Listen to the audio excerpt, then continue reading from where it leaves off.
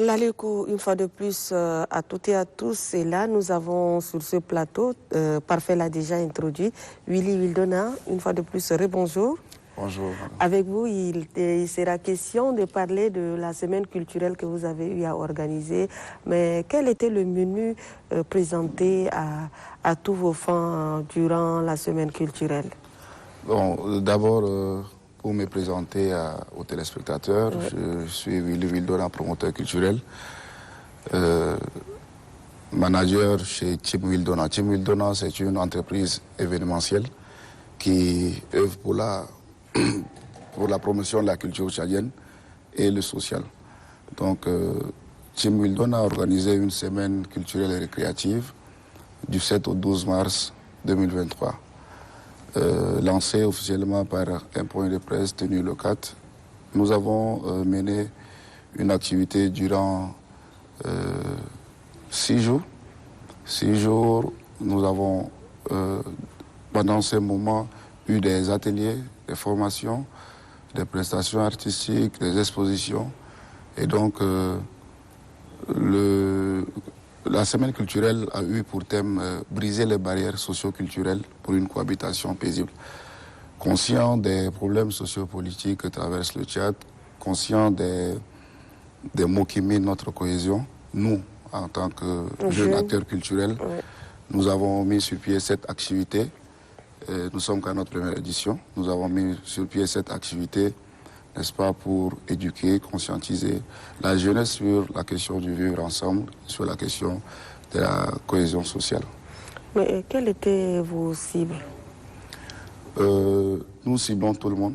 Nous parlons du Tchad, donc des plus jeunes, des vieux, nous parlons de tous les Tchadiens, nous parlons du peuple, nous parlons au nom de tout le peuple.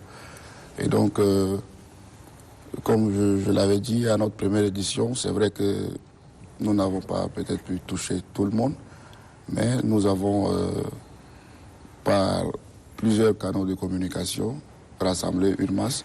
Nous sommes allés vers des gens aussi, et là nous sommes en train de continuer aussi par des sensibilisations dans les établissements scolaires pour parler des méfaits de la violence en milieu scolaire. En fait, tous les maux qui minent notre société, nous les touchons. Et donc, comme je l'avais dit, nous avons eu plusieurs panels avec des hommes et femmes leaders de la société, donc avec des artistes aussi, qui sont nos ambassadeurs. Et par eux, nous sommes passés à envoyer des messages, à parler de la paix.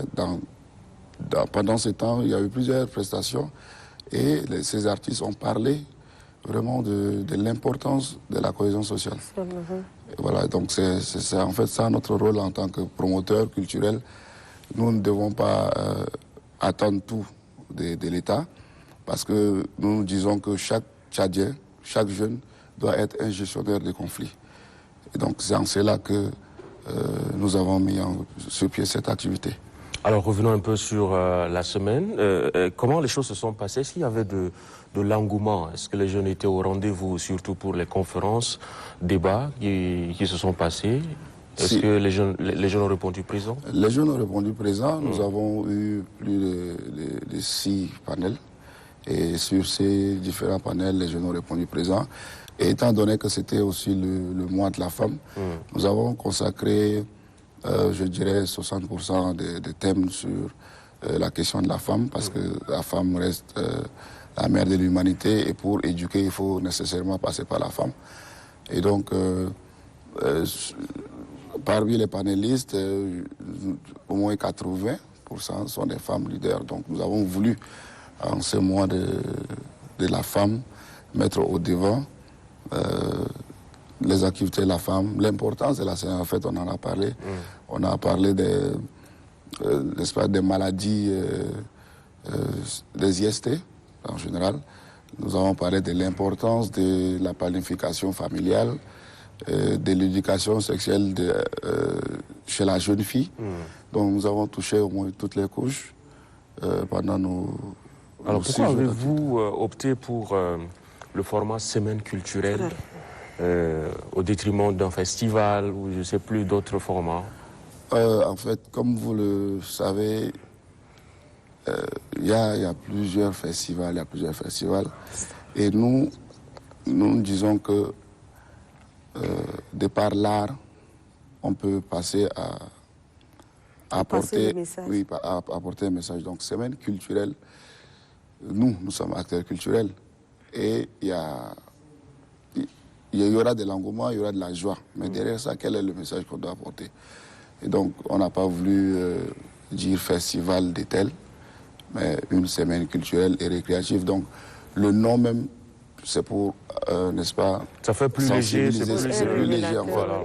Donc, quand on entend culturel et récréatif, ça fait capter aussi la masse. Donc, par contre, festival, les gens peuvent s'en passer, penser que c'est juste des festivals comme ça, aller danser, boire et tout. Donc, on a voulu accompagner d'un projet, on a voulu accompagner d'un thème qui nous touche tant.